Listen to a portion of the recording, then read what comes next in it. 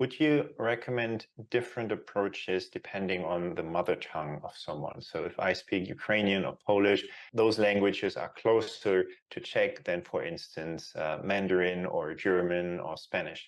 I don't teach Slavs. I've never taught Slavs, so I don't really have specific recommendations. But generally said, we know based on research that the human brain makes use of native grammatical structures. And it's also, it's logical, right? When you speak, when you are a Pole or a Ukrainian, it's going to be much easier for you to learn Czech than for an American, because you already know what cases are declensions, you understand all the changes, conjugations.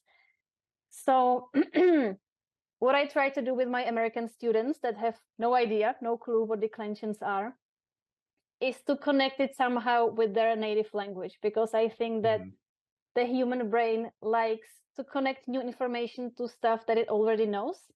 It likes to connect things, it likes stories, context, imagination. So if you just tell them to an English speaker, so in Czech, when you want to say, I am 20 years old, you say, je mi 20, and they say, okay, je mi 20. But if you tell them in English, you say, I am 20 years old, but in Czech, the perspective is totally different, because you say, the age is happening to me. And I think it really starts making sense, because then you also understand not only the language, but also a little bit the mentality of the nation. This is how I see it, because in my perspective or in my point of view, it's something there is something a little bit passive in this construction. Like, okay, the age is happening to me. It's not my fault. I'm getting older.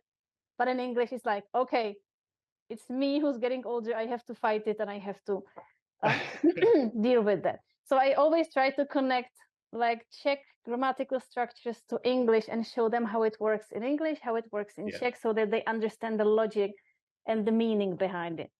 And if I have a German speaker, then I don't have to tell them, because you also have these expressions, right? Like, mir ist kalt, es macht mir Spaß. So,